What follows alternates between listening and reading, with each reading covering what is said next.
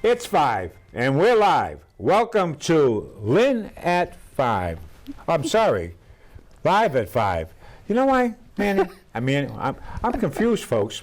But in any case, it's our inaugural show, and we're entitled to make a few little flubs. But we're going to tell you, we're about truth, justice, and the American way. Co-host is, I'm Joe Spina. Co-host is Michael Anthony Satterwhite. I must be tired today. And the Honorable Manny Cruz. How are you?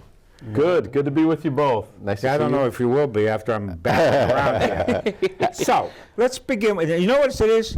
I've had the hex put on me because apparently they wanted to blow up the Satanic Temple, right? Yeah, there was a hoax there. There was a hoax. Was that today?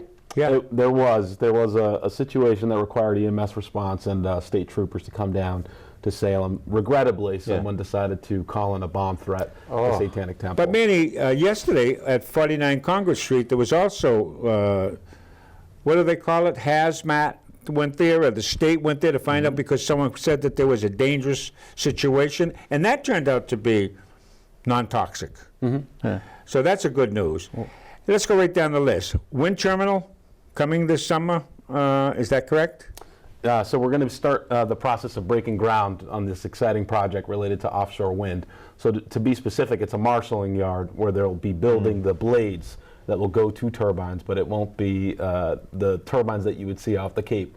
So that is specifically what the project is around. It's a manufacturer of these. You've got it, exactly. So it brought business and jobs to Salem. It will. It Awesome. absolutely will. So, and not just to Salem, to the region. So it's estimated anywhere between 10 to 15,000 jobs will be created in total for the whole region with respect to this particular project. So a really exciting opportunity not only to transition to clean energy here in the Commonwealth and meet some of the goals that were set under the previous administration in the legislative cycle, but also an opportunity for folks to make a much better living here. A livable wage, which is now you know important. why Manny's here. Yeah. So clear he is, right to the point. Full of knowledge, and this is the regional approach that I speak about, where we need to partner with our sister cities and towns to reassure that our adult population and our youth are receiving the education that they need to get these particular jobs that are typically good-paying jobs.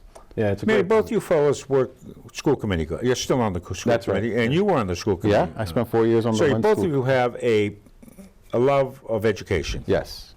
You were motivated when your daughter was at the Elementary school. Yeah, she was in Lund Woods. What motivated you? So I was motivated primarily by the experience that I had going through the Salem Public Schools. Early on, I had some mentors who invoked in me the importance of civic engagement, giving back to your community. And even when I was struggling as a student, they made sure that I understood that I had this responsibility to give back. I began mentoring my peers, and that it started extending to younger folks. And then I realized that public education is what I cared about the most, reforming it, ensuring that our kids were being well served. So the first job I took out of high school was actually a park ranger while I was attending Salem State University, providing education within the community. But then as I continued to mentor and coach, I really just fell in love with the classroom, so I started doing community teaching. I was coaching basketball. Look at him. He's a basketball I started a neighborhood league in the Point for 5 years. I was a commissioner down there and a coach, so just love the opportunity to be able to teach kids. But what connects Manny and I, he's talking about mentoring. So he mentored a young man by the name of Jonathan Moreau, who I also mentored. And so that connects the two of us, which is great. Whenever Jonathan's daughter has a birthday party, she's going to have both of us showing up each and every time. That's it. But it's such a great experience because Jonathan played basketball. He lived in the Point, and Manny was a positive influence. And then I had met him later on in life when he needed another positive influence. Well, you're also involved with youth, particularly down in that project that's happening on Monroe Street. Yeah, for the Haven that's Project. That's a great thing, and you're familiar with that, Manny, because you two get together and you yicky-yak, right? I mean, the Haven Project does encompass Salem, where it's a safe place for youth in the ages between 17 and 24 that are homeless to have wraparound services, including housing, job training, and obviously any mental health. Well, let me tell you what Salem has, which, Manny, I must tell you, you guys are ahead of the curve. When I got here, all of a sudden I got an electricity bill from National Grid, in which I almost had a cardiac arrest. And so come to find out that if I hook up with Salem, all of a sudden my kilowatt hours charge went from 3.385 to .1108. And I said, thank you, Lord. Not only that, Manny, would you believe that my bill for my insurance and my automobile from a move from Lynn to Salem went down $600 per year just for the move? You must be doing something right here. I'll say we've been fortunate to have really strong leadership here in the city between Mayor Driscoll's administration, which, as we know, has now since transitioned, and I think a strong council that's really been focused on making the types of investments that have paid these types of dividends for our residents. So as a new resident, Joe, I'm glad you're able to take advantage of these things. Wait a minute. I was here over 50 years ago on Moffett Road as a young puppy, raising a family, and then my ego got in the way, and Johnson & Johnson gave me an offer I couldn't refuse, boom, boom, and off I went to Ohio, Michigan, and regretted it ever since because I loved Salem. No, Salem's has a special part in my heart. Obviously, I was born here, but so You were born in Salem? I was Salem Hospital, and my dad was going to name me Tobin after my mom and my dad were going to name me Tobin after my mom's father. Yeah. But then my cousin was born before me, and they named him Tobin. So then his next best name was Michael, and so that's why I'm Michael Satterwhite. But after me, I have a cousin, Michael Satterwhite, who grew up in Salem with my cousin Dwayne. Well, we got to move on. Yeah. Because there are other things happening in Salem. There's a film festival that I had no idea. Are you familiar with this? It's a documentary. Happens 16 times, I guess, before. So welcome back to Salem, Joe, Thanks, Manny. first and foremost. And yes, very familiar with the Salem Film Festival. I'm actually hoping to see a couple of creators that I'm familiar with make submissions for this particular year. So a dear friend of mine, Deb Greel, who for a long time did a lot of the coordination and planning here in the city when it came to the arts, served on the licensing board currently, and was also on the commission here. I know that she's played an instrumental role in supporting the work of the film festival, and actually this past weekend here in Salem, a documentary that was really close to home. And Michael, you may actually know Franz Francois. Yeah, he's I do from know Lynn. him. So he's on the building that he lived in. Do you remember the building on off of Monroe Street? Which one? It's the iron-shaped building. They have a black gentleman that's painted on it. That's yeah. Ferns. You're So kidding. yeah, Ferns is actually on a building in Lynn. He's a filmmaker and he's also a model, but he just recently did a screening this past weekend of a documentary that he did on my brother, who's an artist. his brother is amazing. He actually He's a muralist. He's Maybe we should put him on the So show. he did the Black Lives Anytime. Matter mural Yeah. in front of the courthouse, right? He was one of the He painters. did. Yeah. He was one of the artists. More importantly, by the way, folks, it's free. Yeah. Yeah. The film festival's free. Yeah, that's amazing. How can you beat that one? This is the best part about living in Salem, my Manny, friend. you also are advocating for something that's dear to my heart, and that's outdoor dining, because apparently March 31st is a cutoff date in which they plan on, it expires, doesn't it? So tell me what you think, because you're a supporter of it, you want to extend it. That's right, that's right. So with respect to the pandemic, I think folks will remember we went through all these different phases, and one of the things that emerged that's been a total silver lining has been the outdoor dining. So my family's actually in the restaurant industry, and I saw firsthand the impact that this had for a lot of our restaurants. It was an opportunity not only for folks to go out and safely dine, but to ensure that workers and these small businesses that are mostly family operated really could survive the pandemic. And then when we moved from the phases that we started in, where it was the peak of the pandemic, to a more endemic level, these were actually net benefits to all communities, because with outdoor dining, what we were seeing is more patrons were able to attend these restaurants. That means an increase in the meals tax that you're getting. These restaurant workers are able to take home a bigger pay cut, but then also these restaurants are able to reinvest within their own businesses. And so instead of having a J-shaped recovery, we're talking about a V-shaped recovery for these folks, where they took a big hit and they were able to sustain themselves. So I've actually heard from several restaurants right here in Salem who've expressed the same exact fact to me, that this has been an instrumental part of their business model. So for my part as their state representative, having seen Salem transform into a place where we're sharing the road now. Before, these were just empty parking spaces. Well, let me ask you this. There are certain communities who, by city ordinance, have already established outdoor dining. They made it a permanent solution. Right. Which now, makes what sense. you're looking to do in the state is extend it for another year to allow these communities to make it permanent. Is that accurate? That's correct. To make it permanent, but then also to ensure that some of the licensure implications that this has, because extending your business also extends things like your liquor license, Sure. as an example. So I think that providing that flexibility to communities and within our state is going to be really critical when we think about an industry that is still reeling from the impacts of the pandemic. Again, Monday night dinners, my father-in-law, he owns a restaurant in Peabody, and he doesn't have the outdoor dining anymore, so not something he'd benefit from. But when I talk to him, this is what restaurant owners are experiencing.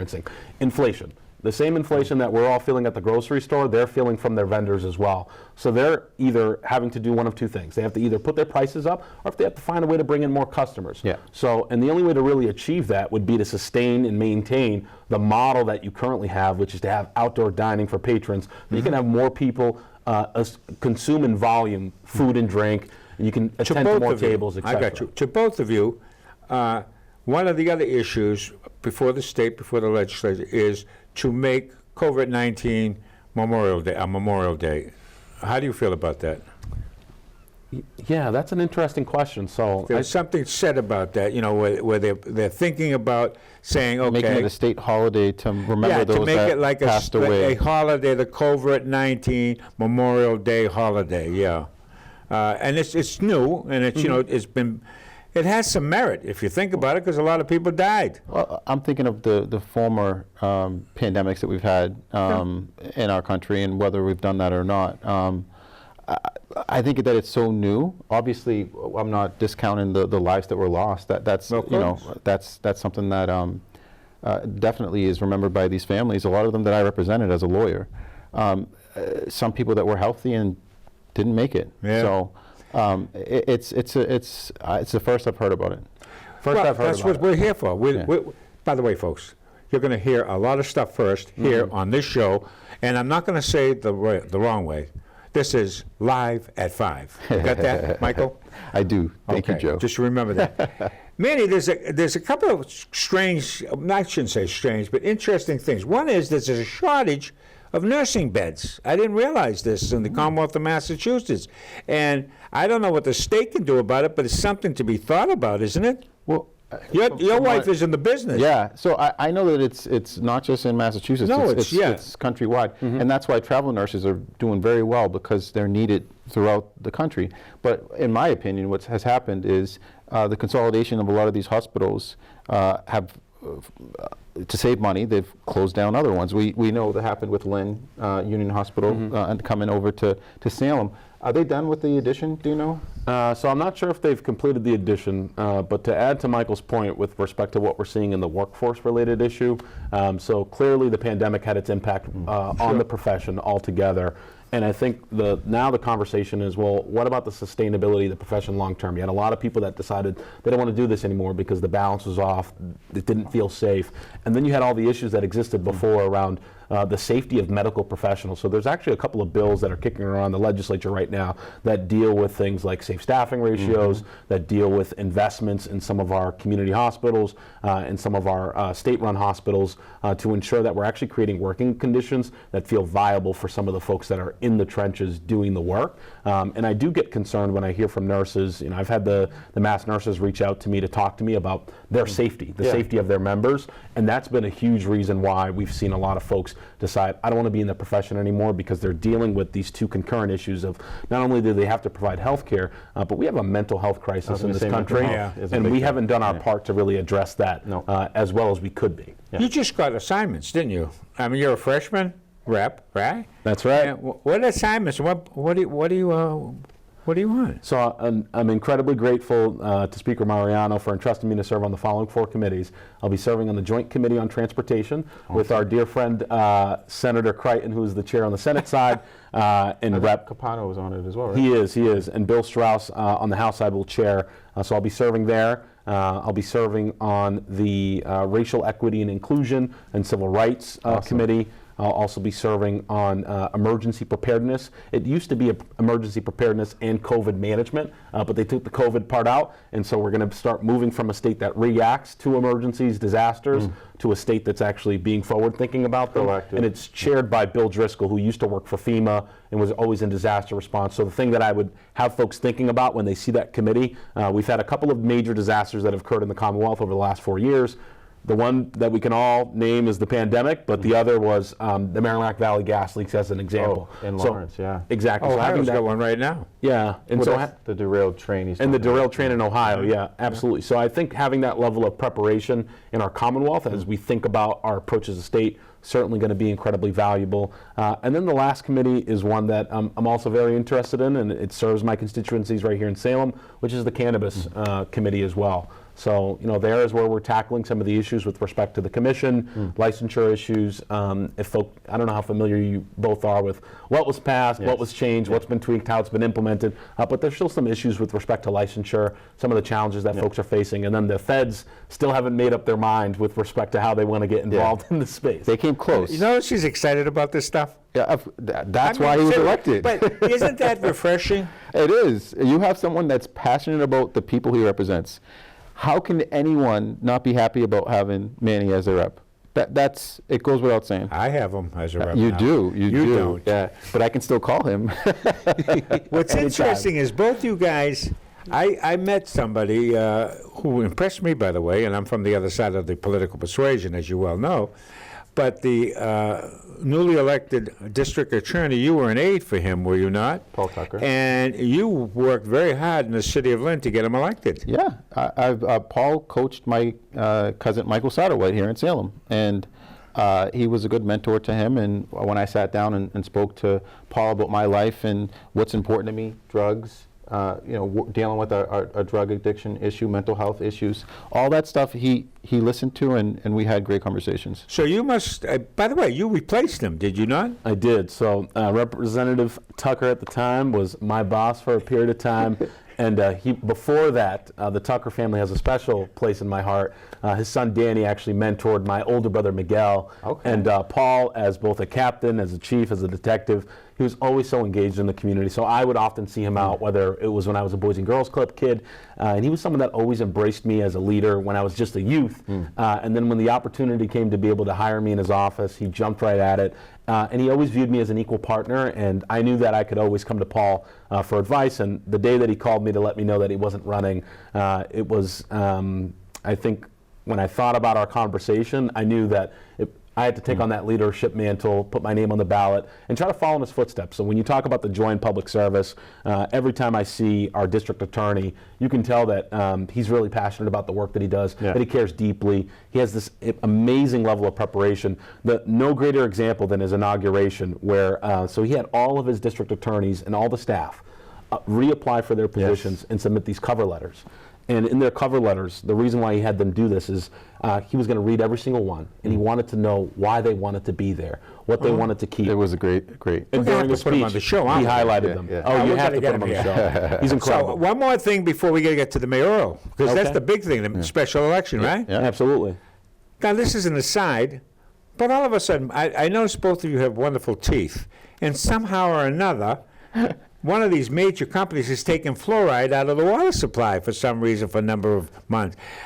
Have any of you heard about this? I haven't. Yeah. First I'm hearing Yeah, of it. So. it's. I Which don't know company is this? where it was, but I happened to see it on the Salem Evening News, which is a pretty up-to-date paper, and it was talking about they're going to be shutting down, putting fluorine, which that was very controversial when I was your age, to put it into the water supply. But apparently they have to take it off for repairs or whatever. So if we can give them an update to folks the next time we do a show, it might be a good idea. Happy To the to listen to mayoral. that. Are you ready? 6 pulled papers. Did all 6 return and 1 was pending? I think the one that was pending did return his. Are there 6 now? I don't think that they were certified. I do Because believe one that only there's had five. 118 signatures when you need 100, right? Well, see, my issue, when I run for office, I get more than, at least 50% more than what's required. Should always get more than 50%. 118 seems Okay, pretty let's low. get the particulars down. Meanwhile, the race is on, right, as we stand. March 28th, That's right. is that right? Yeah. And the field will be culled down to 2 then. That's right. It will be Why put don't you down to give 2. me a rundown, the two of you, go back and forth on the candidates, the 6 of them. I know about Neil Harrington because I was alive and well when he was a mayor. Neither you weren't. So with the election, it's a nonpartisan election, which means there's not going to be a Republican and a Democrat going head Very to head. good. You're a It's smart going to be cookie. whoever gets the 2 most votes. There is the acting mayor, the current acting mayor, is running for. Yeah, wait, mayor speaking of seat, right? which, Manny, how does one become acting mayor? So that particular process takes place in the city council here in Salem. That's the way that we operate within our context. There are other communities that have gone and changed their rules about how they assign the acting mayors, but in this particular case, the council voted to decide which one of their members would fill in the position of acting mayor. So the city council voted for who was going to be acting mayor. It didn't necessarily have to be the individual who is currently the acting mayor. That's correct. And All right. so, Even though he was the council president. and he was also the dean of the council. So when you think from an Okay. experience Now, perspective, tell him what dean means. he was the longest serving city councilor of the Okay. group. He's served for over 15 years on the city Wow. council. What happens now, Manny, if he doesn't get elected? Does he revert back to the city council? He will revert back to his seat. So his seat will not be filled while he is acting mayor. So the Ward 1, if you will, is quote unquote without representation. But their ward councilor is now the mayor, so they will always be represented. But in you some way. gave me a great example about Boston had a similar situation. Is Yes, that correct? Yes. The acting mayor in Boston also ran, Kim, for mayor. She didn't get elected, and it was Michelle Wu who eventually won. So it's a similar setup where there's an open mayoral seat, and that happened to be done differently. But there were many in people running effect, for that seat in Boston as well. If the executive, namely the president, and his sidekick happen to be on the same plane that went down in the Atlantic Ocean, right? Then you'd have, my phone ringing or Yes, something? Huh? it is. Well, the heck with it. Don't pay attention to it. So at the same time, wouldn't the Speaker of the House would become They have president? the chain of succession. and So that- yeah. that's right. Okay. And then it would go down the line. So what Manny was trying to explain, I believe, is that there's an ordinance for it, and that's what the city followed. Yep. So they followed our local rules here in Salem that required the council to appoint the acting mayor, and then they subsequently had some conversations about what do we do here? Does he need to resign his ward councilor Okay. seat?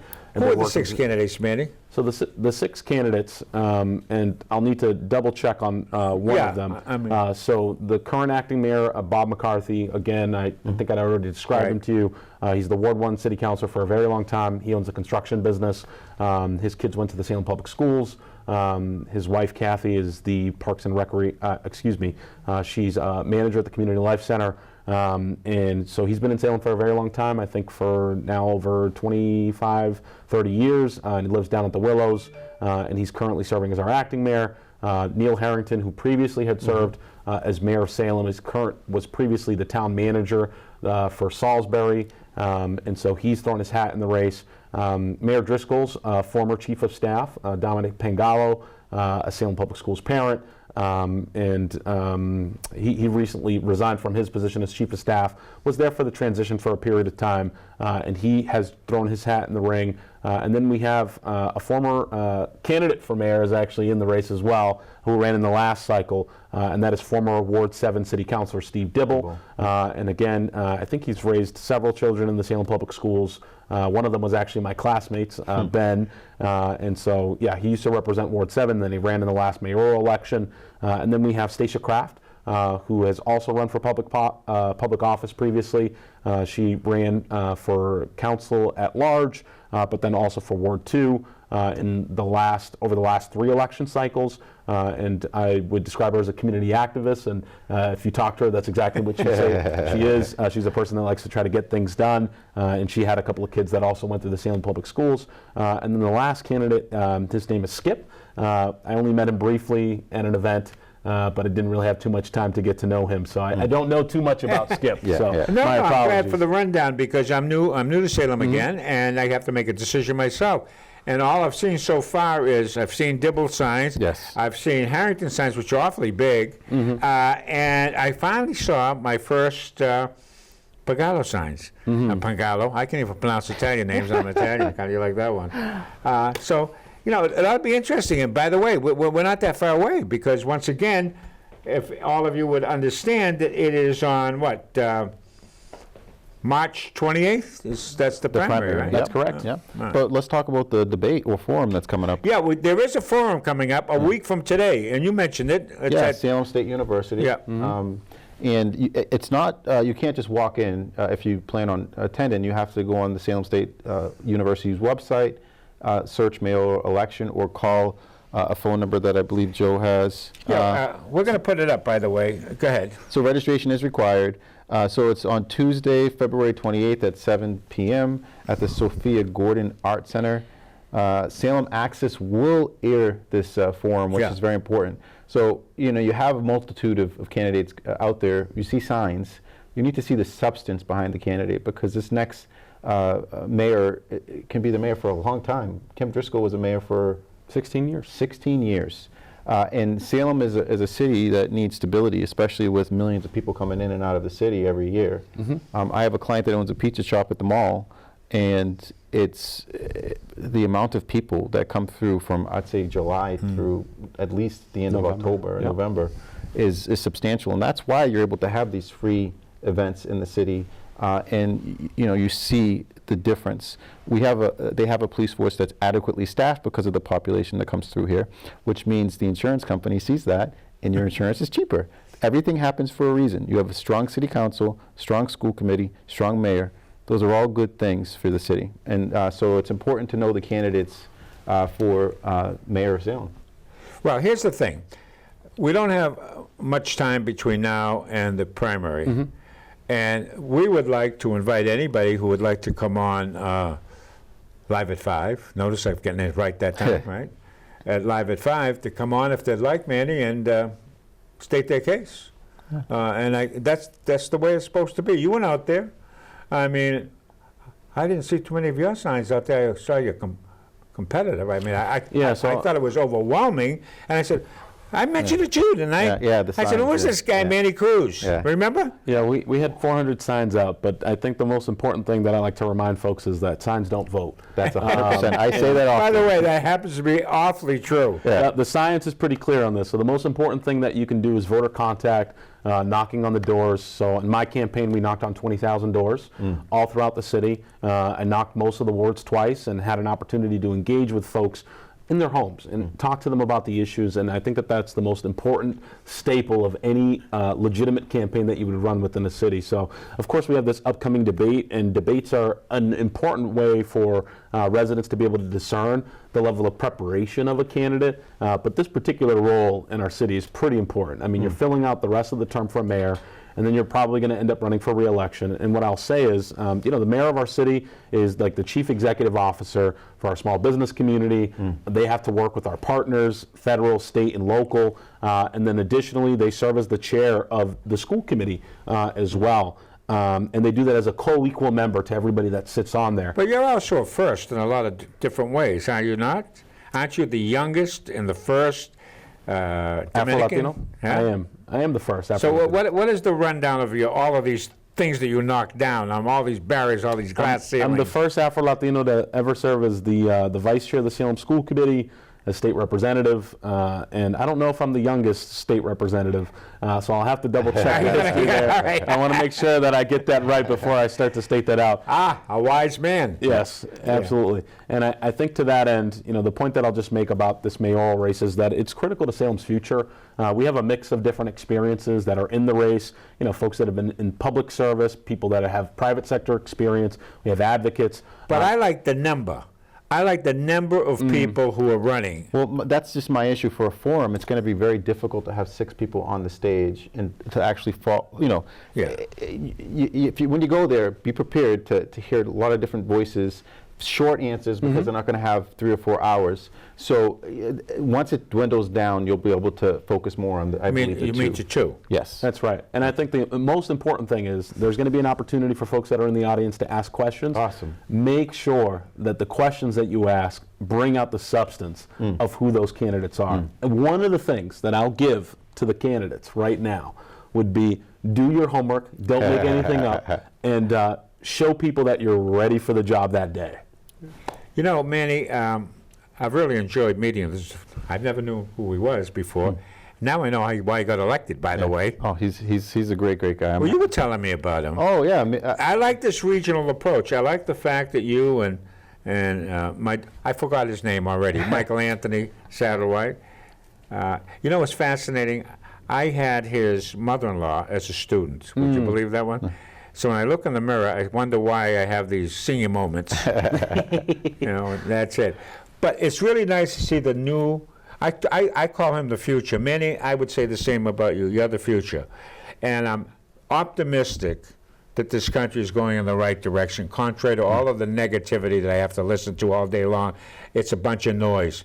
I hope that this show allows you folks out there to be able to see a perspective and get to know your representative and ideas. We will try our best to bring you the up-to-date, whatever's happening, unvarnished, to the point.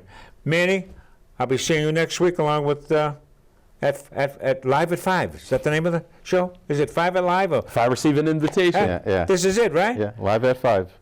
You like that, Yeah, don't you? yeah. Live at 5. Yeah. Well, have a great one, Salem. Thank you so much. Manny, thank you. Thank you, Michael Anthony. Thank you. And I think, if I'm not, did I call it early? Yeah, no, I think we're good. That's it, folks.